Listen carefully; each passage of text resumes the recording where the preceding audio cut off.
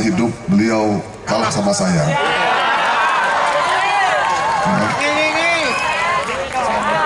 Ada sebuah makalah yang mengatakan miskinun miskinun li rajulin la zaujata lahu.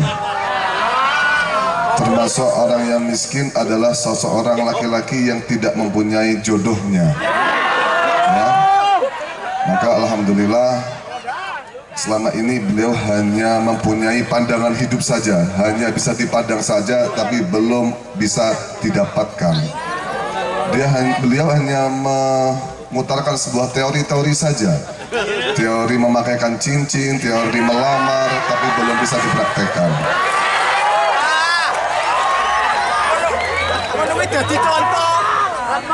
Alhamdulillah pada malam hari ini kita hadir dalam sebuah acara majelis sholawatan, yang mana harapan kita semoga kita semua ini mendapatkan syafaat dari Kanjeng Nabi Muhammad SAW. Apa pentingnya sebuah syafaat? Apakah kita membutuhkan namanya syafaat? Kita dalam ibadah sehari-hari, dalam konsep ibadah kita setiap hari, kita tidak bisa menjamin ibadah kita. Kita tidak bisa menjamin kualitas ibadah kita bisa menyelamatkan kita dari api neraka. Kita juga tidak bisa menjamin sholat kita bisa mengantarkan kita kepada surga. Kita juga tidak bisa menjamin puasa kita bisa mengantarkan kita menuju surganya Allah. Kita tidak bisa menjamin. Maka butuh ikhtiar yang lain, yakni berupa kita mencari usaha yang lain berupa syafaat Kanjeng Nabi Muhammad SAW. Apakah kita semua bisa menjamin ibadah kita bisa memasukkan kita kepada surganya Allah? Tidak bisa. Kadang saja kita sholat, ketika Allahu Akbar sudah baca Fatihah, kadang kita keingat sesuatu, ya. Oh, jangan-jangan tadi saya masaknya apinya belum dimatikan, ya. Baru Allahu Akbar baca sholat, baca Fatihah, kemudian surat-suratan, rukuk, keingat, oh ya tadi saya habis nyuci, saya lupa untuk jemur. Itu sholat saja masih kepikiran sebarang kali, padahal salahnya sholat harus khusyuk. Nah, ini aja kita kualitas ibadah kita loh, kita masih dipertanyakan. Belum lagi terkait apa? Puasa. Puasa, apakah puasa panjenengan bisa memasukkan panjenengan kepada surganya Allah? Belum tentu. Kadang sering terjadi manusia itu puasa hanya pola perutnya saja yang puasa, tapi mulutnya tidak, ya. Sudah niat puasa, sudah sahur, sholat subuh, setelah sholat subuh bertemu dengan temannya di depan masjid, gitu saja kepada temannya, ngerasani koncone sing liya, mbak, aku mau nembe sholat sandingi Mbak Sri. Jan Masya Allah Mbak Sri niku wow ambune kewecut. Padahal nembe wae nembe mau sahur niat poso, isu-isu wis ngentekne daginge kancane. Wis ngrasani tonggone, wis ngrasani kancane, ngonten kok njaluk ibadah posone saged nyelametaken saking api neraka, mboten saged kita ngandalni. Mila ada usaha yang lain, yakni apa?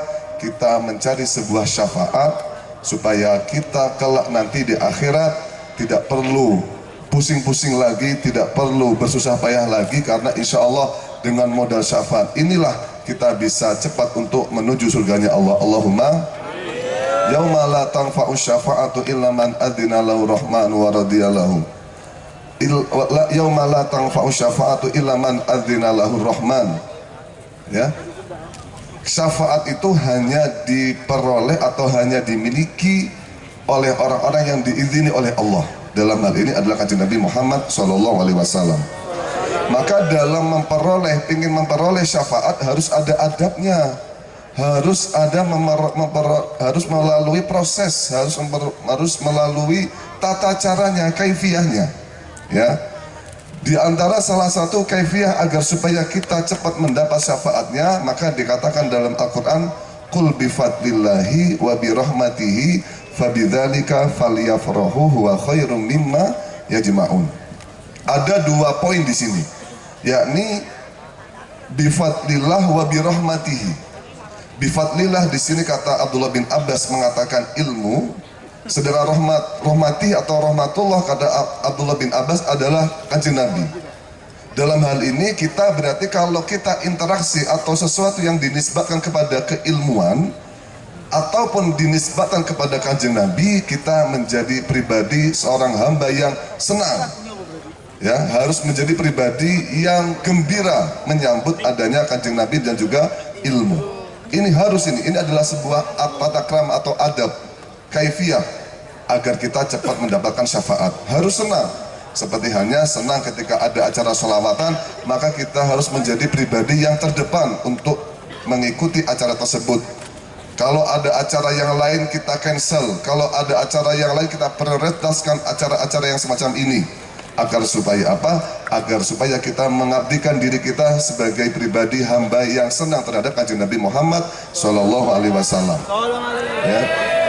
Senang pun juga harus ada prosesnya, ada melalui kaifiahnya juga. Ya, ada sebuah cerita dalam kitab Tangkihul Qaul. Waktu itu ada seorang pemabuk, ya. Ada seorang pemabuk yang tiap harinya ini tak lepas yang dari yang namanya minum khamar atau minum bir, ya.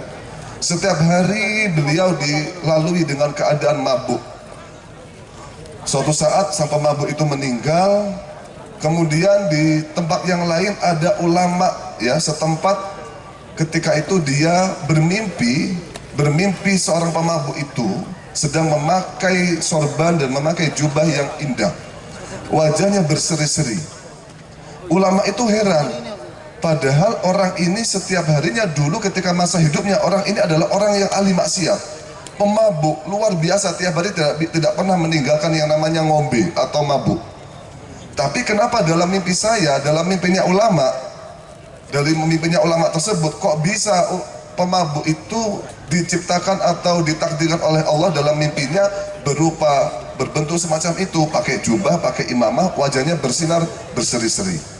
Akhirnya ditanyakan kepada pemabuk itu. Ulama tersebut bertanya kepada pemabuk itu, "Bimanil tahadhil martabal aliyah?" Bagaimana kamu kok bisa mendapatkan derajat semacam ini? Padahal kamu semasa hidup kamu tuh orang yang suka mabuk. Kok bisa kamu bisa mendapatkan derajat semacam ini? Akhirnya pemabuk bercerita, waktu dulu saya setelah mabuk, ya, setelah saya ini minum-minum, saya lewat di sebuah masjid. Yang mana nggak sengaja saya mendengarkan ada seorang alim, ada kiai yang sedang mau idho di masjid tersebut. Kiai tersebut mengatakan, barang siapa yang membaca sholawat dan dia warafa'a sautahu, dan dia mengeraskan suaranya, semangat dalam membaca sholawat, maka dia akan masuk surga. Itu adalah ucapan daripada kiai tersebut. Sehingga kiai tersebut melanjutkan mau'idhahnya, dan kiai tersebut dalam mau'idhahnya itu menyebutkan nama Kanjeng Nabi Muhammad SAW. Pada akhirnya sang pemabuk itu kemudian membalasnya dengan sholawat, ya, seperti ketika kiai bilang Nabi Muhammad, sang pemabuk itu langsung dengan lantang Allahumma sholli alaih. Akhirnya seluruh jamaah yang ada di masjid mengikuti pemabuk itu untuk membacakan sholawat. Dari inilah sebab beliau sang pemabuk tersebut ini mendapatkan sebuah derajat yang tinggi dan menjadi pribadi yang husnul khotimah. Dalam artian apa? Di sini cerita ini ada 2 poin, ya. Poin yang pertama, dalam aspek apapun kita tidak boleh kepada seseorang memberikan opini atau memberikan sebuah judge tuduhan, oh kamu itu ahli maksiat, kamu tuh mabuk, pasti kamu ahli neraka, kamu masuk neraka. Itu nggak boleh. Sekelas Kanjeng Nabi pun beliau mengatakan ma bu'istu fahasyan walal la'ana. Kanjeng Nabi itu tidak berhak untuk memvonis dia ahli neraka atau ahli surga atau orang yang dilaknat oleh Allah, nggak boleh, ya. Maka panjenengan ketika melihat ada sekeliling panjenengan orang-orang yang ditakdirkan oleh Allah semacam itu, kita tidak boleh mengatakan, oh kamu ahli neraka, kamu nggak boleh, ya. Saya punya cerita dulu ketika saya pulang dari Surabaya, lewat Semampir, di pinggir-pinggir itu atau di sekeliling jembatan itu banyak orang-orang orang pang, tindian preman ya kayak gitu. Saya di dalam mobil itu bergumam ya, gerutu. Iki cah iki nyapa to keadaane koyo ngono, nyapa to kok kelakuane koyo ngono. Apa gak nyusahne wong tuwane? Apa ora malah kakiat nglakoni kakean maksiat, nglakoni akeh kemungkaran. Ya, dosa iki. Saya di dalam mobil semacam itu. Akhirnya kalau tiang sepah kula kali bapak kula kali Buya Kafa itu ditegur, saya ditegur, Ahmad, jangan semacam itu. Jangan bilang semacam itu, nggak boleh, ya. Bisa jadi yang salah bukan mereka, bisa jadi yang salah kita. Kenapa dakwah kita tidak sampai kepada mereka? Satu, ya. Dalam hal ini kita tidak boleh memvonis nasib seseorang. Kita tidak boleh memvonis terhadap bagaimana orang tersebut nanti akan ditakdirkan oleh Allah seperti apa. Ya, meskipun kenyataannya orang tersebut itu orang yang nyosewu ditakdirkan oleh Allah dalam keadaan yang semacam itu tadi, ahli pemabuk ataupun sebagainya, kita nggak boleh. Maka poin yang kedua itu apa? Yakni ketika kita mendengarkan nama Nabi Muhammad disebutkan, maka hendaknya kita membalasnya, membacakan sholawat dengan sepenuh hati dan sekeras suara. Ya, maka dari itu tadi Gus Ahkam memberikan sebuah arahan kepada teman-teman, nek sholawatan sing semangat. Ya, nek sholawatan sing semangat supaya apa? Supaya kelak kalian akan menjadi orang pertama kali mendapat syafaat dan akhirnya bisa masuk surganya Allah Subhanahu wa taala. Nah, Allahumma sholli ala sayyidina Muhammad. Manfaat sholawat banyak sekali, ya. Sholawat itu adalah salah satu ibadah, bahkan satu-satunya ibadah yang ketika kita bicarakan dalam keadaan takabur, sholawat tetap sampai kepada kanjeng Nabi. Haitsu ma kuntum fasallu alayya fa inna sholata tuballighuni. Keadaan apapun bentuknya kamu sholawatlah kepada kanjeng Nabi. Fasallu alayya. Maka meskipun kamu dalam keadaan apapun, insya Allah sholawat tersebut akan sampai kepadaku. Kalian masak baca sholawat tetap sampai kepada kanjeng. Kalian macul baca sholawat tetap sampai pada kanjeng. Kalian sambil ro'an, sambil pasang bata di bangunan baca sholawat, insya Allah bisa usul kepada kanjeng Nabi.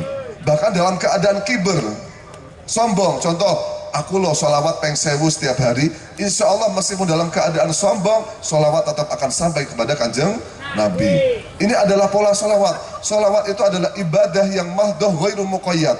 Tidak ada ketentuan bagaimana fase-fase sholawat itu seperti apa. Ya, sholawat bisa dilalui dengan baca sholawat Allahumma sholli ala sayyidina Muhammad, atau sholawatan juga bisa dilalui dengan cara semacam ini. Banyak versi, banyak gaya, banyak cara, terserah bagaimanapun, ya. Maka nggak bisa kita dikatakan oh sholawatan bid'ah, sholawatan haram, kafir, itu nggak boleh, ya. Karena tata cara sholawatan itu berbagai model macam itu pun bisa. Nah, manfaat sholawat sendiri banyak sekali, seperti hanya dalam kitab Dalailul Khairat karangan Imam Muhammad Sulaiman Al-Jazuli dari Maroko. Beliau mengatakan dalam kitabnya tersebut, man asyurat alai al-hajah fal yukthir minas sholati alayya. Barang siapa yang dalam keadaan kebutuhan hajatnya ini sulit, kelilit hutang, rezekinya kurang banyak, ya, diberi oleh Allah kehidupan yang sempit, maka kata kanjeng Nabi Muhammad, fal yukthir minas sholati alayya, maka ngakehono maca sholawat, ya. Ini adalah sebuah hadis Nabi yang mana ini memang nyata. Bahkan ada sebuah cerita juga, ya. Dulu ketika saya dari Jakarta pakai kereta turun di stasiun Kediri, ya, kemudian dari Kediri menuju ke Lirboyo itu pakai becak. Saya pakai becak, ya. Kemudian orang yang becak, ya, tukang becaknya itu bilang, Mas mau ke Lirboyo? Nggih. Saya itu ada cerita yang menarik ketika dulu saya mau sowan kepada Yai Mahrus, termasuk salah satu pengasuh Lirboyo, Mbah Marus Ali. Tujuannya apa? Saya sowan untuk meminta ijazah supaya jadi orang kaya, jadi orang sukses. Akhirnya saya sama teman saya datang ke Mbah Yai Mahrus untuk meminta amalan ijazah. Akhirnya sama Mbak Marus diberi amalan, bacalah sholawat sehari 1000 kali, malam Jumat 10.000. Itu adalah ijazah dari Mbak Marus supaya jadi orang sukses dan jadi orang kaya. Namun si tukang becak tadi ya itu nggak patek percaya, masa mau kaya kok cuma baca sholawat, enteng banget, kok penak pol. Ya emang mau kayak gimana, Arab jadi kaya, Arab kudu piye, masa mangan beling ya, wong dikai penak, amalan penak kok malah jaluk sing angel ya. Akhirnya karena nggak terlalu percaya, yang tukang becak itu tadi nggak mengamalkan, yang temannya satunya mengamalkan. Akhirnya apa, tukang becak sampai hari itu dia masih semacam apa, dalam keadaan yang ya semacam itu ya, maaf, jadi tukang becak. Temannya yang satu jadi orang kaya, sukses ya. Ini luar biasa berkat barokah sholawat. Tapi ingat ya teman-temanku, para hadirat ya, jadi wong sugih kok ora enak loh ya. Jadi wong sugih kok ora enak, gak enak apa, suwi mlebu surga nih. Kenapa lama mlebu surga? Karena dalam ketika orang itu mau masuk ke dalam surga, ada yang namanya hisab ya, ada yang namanya perhitungan amal, ada yang namanya perhitungan apa yang kita miliki. Wong sugih yo, dia mempunyai motor 4, punya mobil 4, truk 4, bis 4, rumah 4, tanah 40 hektar, bojone siji wae aja kakek ya, bojone siji wae ya. Itu aja ketika nanti hisab akan dipertanyakan satu persatu apa yang dia miliki. Hai fulan, kamu punya motor Robicon ya, contoh ya, kamu punya mobil Robicon. Mobil Robicon ini kamu dapatkan dari uang mana ya, ditanyain. Mobil Robicon ini contoh ya, contoh saja, tidak menjadi apapun. Mobil ini adalah mobil Robicon, kamu dapat dari mana uangnya ya. Kamu selama ini kamu punya mobil Robicon ini kamu bawa kemana saja ya, kamu bawa kemana saja. Dan mobil Robicon ini ya, ini pada tanggal 20 Februari ini pergi ke daerah Madiun. Ini kemana ini? Jangan-jangan ke istri muda ini, jangan-jangan ya. Itu baru satu mobil, ya. Belum tadi kita punya mobil 4, motor 4, rumah 4, apa namanya, bis 4, tanah 40 hektar ya. Maka akan lama untuk dia masuk surga. Tapi kalau orang miskin, orang yang nggak punya, hei kamu punya apa? Saya nggak punya apa-apa malaikat. Ya udah cepat kamu masuk surga, cepat. Nah ini kira-kira pengen jadi orang miskin apa orang kaya? Berarti mau lama masuk surga, mau ya. Nah ini rumusnya. Kalau kaya itu lama masuk surga, kalau miskin cepat masuk surga. Maka milih mana ini?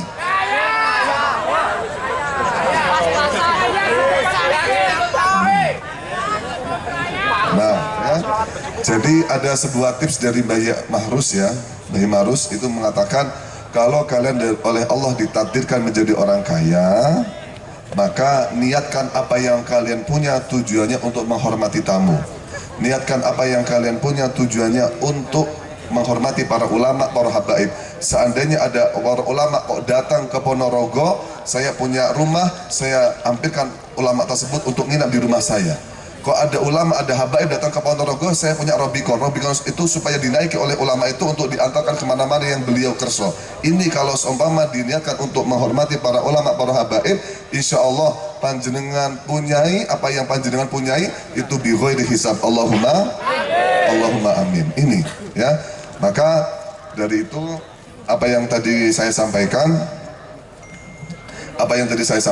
intinya dalam praktek pembacaan sholawat ataupun hadir di majlis sholawat, panjenengan semua harus menjadi pribadi yang gembira, yang semangat ya, dan harus memprioritaskan acara semacam ini daripada acara-acara yang lain. Karena insya Allah ketika kalian semangat, kalian gembira, kalian memprioritaskan, insya Allah kanjeng Nabi itu pun hadir dalam diri kalian. Kanjeng Nabi melihat, oh orang ini semangat dalam membaca sholawat, orang ini memprioritaskan acara sholawat, insya Allah kalian akan menjadi pribadi yang terdepan untuk mendapatkan syafaat dari kanjeng Nabi Muhammad SAW. Dan terutama juga ini adalah bulan Sya'ban. Bulan Sya'ban adalah bulan diturunkannya ayat innallaha wa malaikatahu yusholluna 'alan nabi ya ayyuhalladzina amanu shollu alaihi wasallimu taslima. Maka hendaknya bagi teman-teman di sini para hadirin hadirat untuk memperbanyak sholawat agar apa yang kita butuhkan ini bisa dikabulkan oleh Allah. Apa yang tadi kita butuhkan, kita butuh dalam segi supaya kita diberi kesehatan, hajat kita dikabulkan, maka memperbanyak untuk membaca sholawat. Bentuknya macam-macam, boleh sallallahu ala Muhammad, boleh Allahumma sholli ala Sayyidina Muhammad, boleh membaca sholawat tibil kulub juga nggak apa-apa, ya. Karena salah satu faedah tibil kulub itu tadi juga didedangkan oleh Gus Hakam ya. Faedahnya tibil kulub adalah kita diberi oleh Allah hati yang cukup, ya. Hati yang cukup dalam artian apa? Apabila ada orang kok dia masih membutuhkan sesuatu yang lain, berarti belum dikatakan kaya. Orang kaya sekaya apapun kok dia masih butuh sesuatu, berarti belum dikatakan kaya. Tapi kalau orang nggak punya apa-apa tapi dia nggak butuh sesuatu, baru dia dikatakan kaya. Makanya istighna anisyai, ya, kita tercukupkan dari sesuatu yang lain, kita nggak butuh sesuatu yang lain. Maka dari itu harapan kami semoga yang hadir di sini bisa mendapati atau bisa mendapatkan hati yang ghinaul qalbi, hati yang cukup, dan semoga saja yang hadir di sini semua akan mendapatkan barokahnya sholawat dan mendapatkan syafaat dari kanjeng Nabi Muhammad SAW. Mungkin itu aja dari kami. Kata orang tua saya, kalau acara sholawatan jangan terlalu banyak dawuh-dawuh, jangan terlalu banyak mauidhah. Yang penting kita harus prioritaskan untuk membaca sholawat itu sendiri, ya. Ingat ya, harus semangat ya, harus semangat ya. Ya, itu aja yang kami sampaikan. Ihdinas siratal mustaqim. Apabila ada haliyah maqaliyah yang kurang berkenan, saya mohon maaf yang sebesar-besarnya. Wa'alafu minkum. Assalamualaikum warahmatullahi wabarakatuh. Waalaikumsalam warahmatullahi wabarakatuh.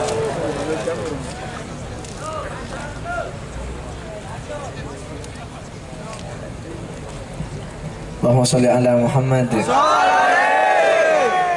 Habis ini sebelum mahlul qiyam kita baca sholawat sholawat Jibril dulu, minta suaranya yang semangat dan kompak seperti kata guru kita Gus Ahmad. Mudah-mudahan sholawat yang kita baca bisa membuat hidup kita lebih baik, bisa membuat akhlak kita lebih baik, bisa membuat kehidupan dunia kita lebih baik, serta nanti bisa bertempat di surga bersama Nabi Muhammad sallallahu alaihi wasallam. Sallallahu ala Muhammad. Suaranya. Sallallahu alaihi wasallam. Sallallahu ala Muhammad. Yang punya lampu flash, hidupkan lampu flashnya bersama-sama. Dan yang terangi hati kita dengan sholawat. Sallallahu ala Muhammad. Berikan syafaatmu kepada kami ya Rasulullah.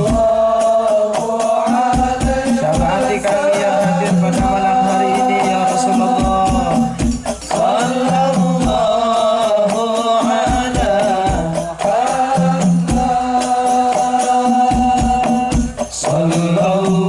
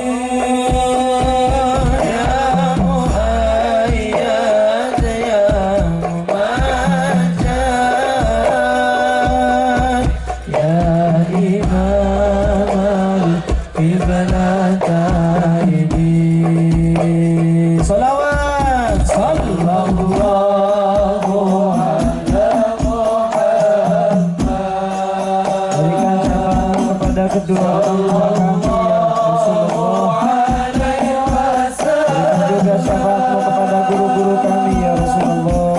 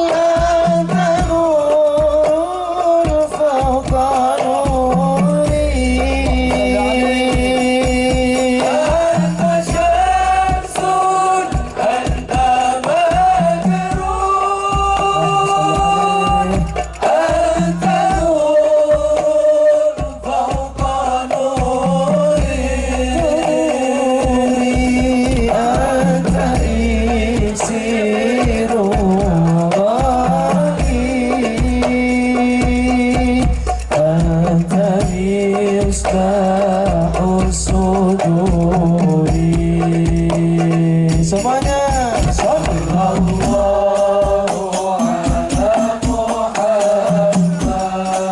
selamatkan Ponorogo ya Rasulullah. Jaga Ponorogo ya Rasulullah. Jaga Indonesia ya Rasulullah.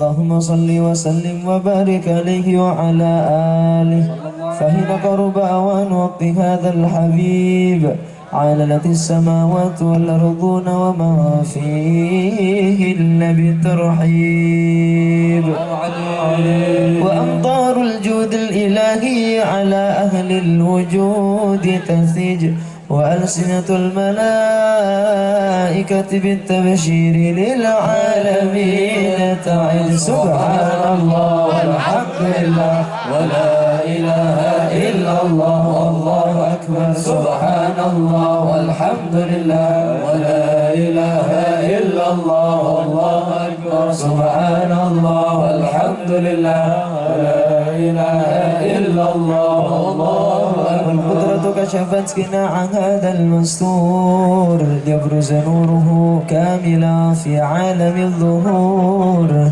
نورا فاق كل نور صلى الله عليه وأنفذ الحق حكمه على من أتم الله عليه النعمة من خواص الأمة أن يحضر عند وقته أمة تأنيسا لجنابها المسعود ومشاركة لها في هذا السباق الممدود صلى الله عليه فهدر بتوفيق الله سيدة مريم السيدة آسيا ومعهما من الحور العين ما قسم الله له إلى شرف بالقسمة الوافية صلى الله عليه الوقت الذي رتب الله على حضوره وجود هذا المولود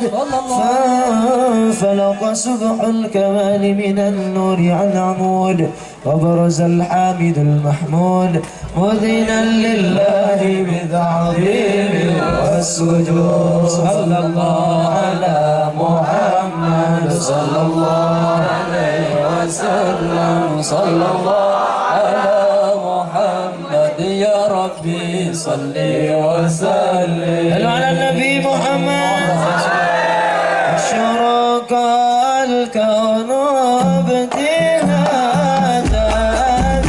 بوجود المصطفى أحمد ولأهل الكون أنسوا إذا نهجى سبيلي كيمه نسعد ونرشد رب بلغنا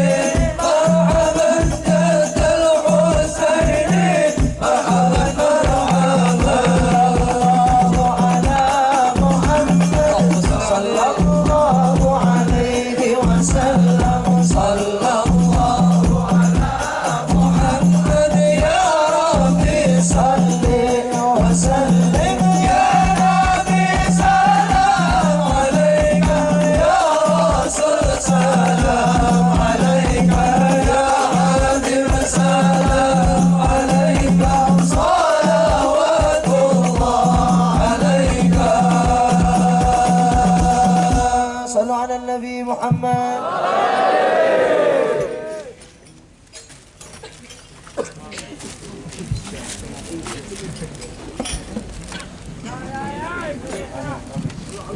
Hadirin dimohon duduk kembali.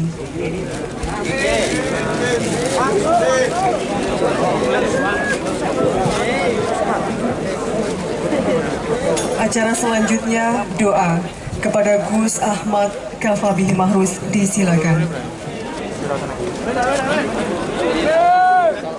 Al-Fatihah.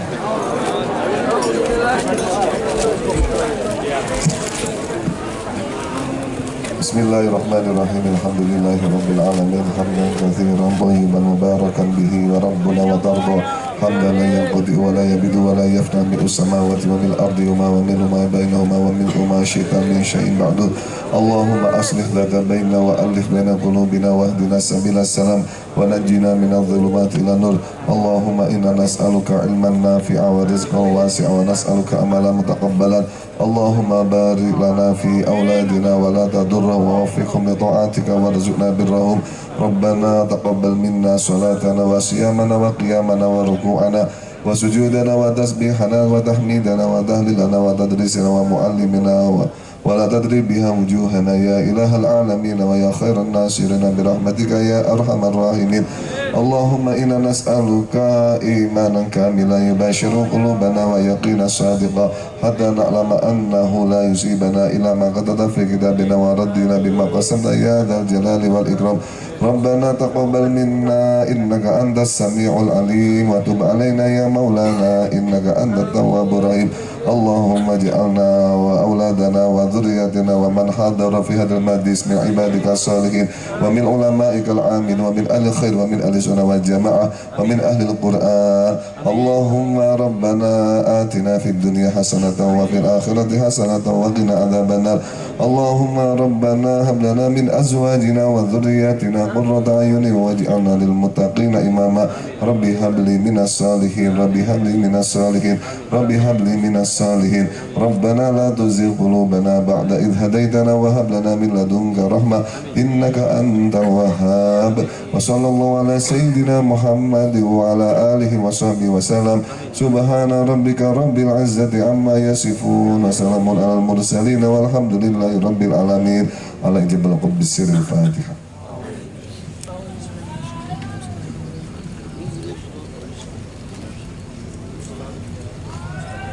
Sekian dari saya Al-Fakir Rahmatul Ahkam. Jika ada salah khilaf, mohon maaf yang sebesar-besarnya. Wassalamualaikum warahmatullahi wabarakatuh.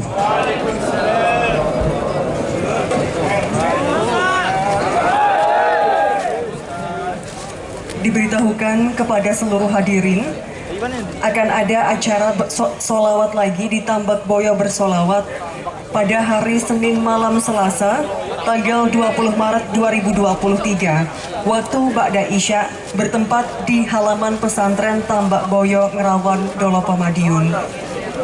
Selanjutnya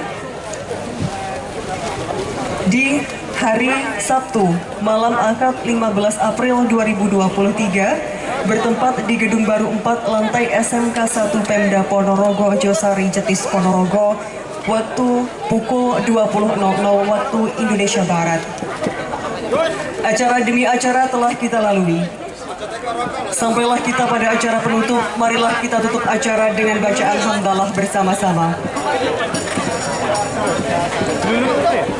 Saya Titis Tirta selaku